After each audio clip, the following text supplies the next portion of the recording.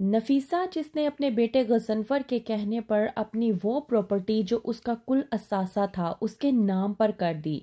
इन सब के बाद उसको अपनी ही बहू से क्या सुनना पड़ता है जब निगार अपने शोहर गजनफर से कहती है कि तुमने मुझसे वादा किया था कि जब बीजान की प्रॉपर्टी तुम्हारे नाम पर हो जाएगी तो तुम उन्हें ऑस्ट्रेलिया भेज दोगे, तो तुम उन्हें भेजते क्यों नहीं।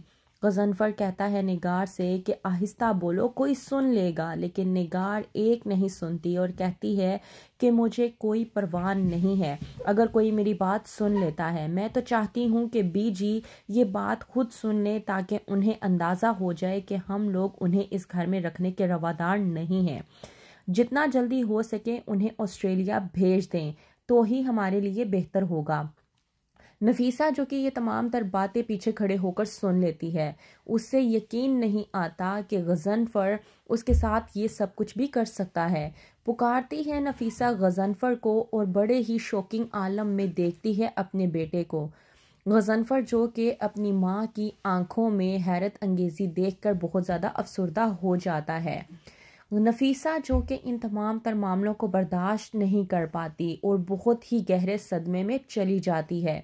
वहीं पर जुनेद जब अपनी माँ से बात करने की कोशिश करता है तो कहता है गजनफर कि तुम्हारी हिम्मत कैसे हुई अपनी माँ के साथ इतनी बदतमीजी से बात करने की।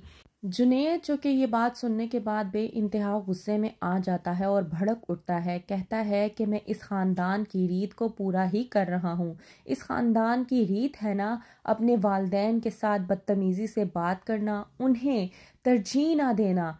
इस बात पर गजनफर भड़कता है और कहता है जुनेद से कि क्या बकवास कर रहे हो तुम, ये हमारे ख़ानदान की रीत नहीं है। वहीं पर जुनेद भड़कता है और कहता है कि अगर हमारे ख़ानदान की रीत ये नहीं है तो आप लोग दादी के साथ इस तरह से किस तरह से बात कर सकते हैं। तो आप लोग मुझसे भी यही सब कुछ सुनेंगे, मैं भी आप लोगों के साथ वही रवैया इख्तियार करूँगा जो आप लोग दादी के साथ रवैया इख्तियार करेंगे। वहीं पर दूसरी तरफ तानिया जो कि ज़ावियार को ये गलती गिनवाने की कोशिशों में है कि उसने दुर्नियाब के साथ शादी करके बहुत बड़ी गलती की, यहाँ तक कि उसने तानिया का प्रपोज़ल ठुकरा कर बहुत बड़ी गलती की। कहती है तानिया ज़ावियार से कि अगर तुमने मुझे अपना लिया होता तो आज यूं चार चार जिंदगियां बर्बाद ना हो रही होती। ज़ावियार तानिया से कहता है कि जो होना था वो हो चुका है, लेकिन ज़ावियार कहीं ना कहीं दुर्नियाब से शादी के बाद बेइंतहा पछता रहा है। वहीं पर दुर्नियाब जो कि ज़ावियार के साथ अपने रिश्ते को बचाने की खातिर क्या कुछ नहीं कर रही।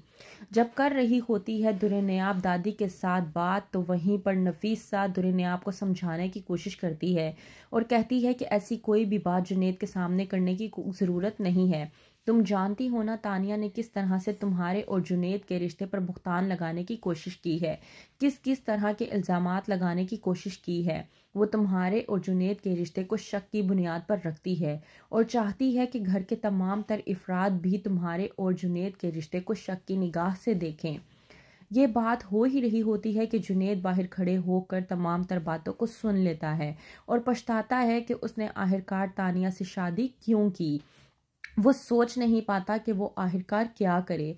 तानिया इस हद तक भी गिर सकती है। वो पहले से ही जानता था कि तानिया ज़ावियार से बेइंतहा मोहब्बत करती है और उसको पाने की खातिर क्या कुछ नहीं कर सकती, लेकिन इतना गिर सकती थी ऐसा उसने कभी सोचा भी नहीं था। तो क्या करेगा जुनेद, किस तरह से तानिया को उसके मकासद को सर अंजाम देने से रोकेगा।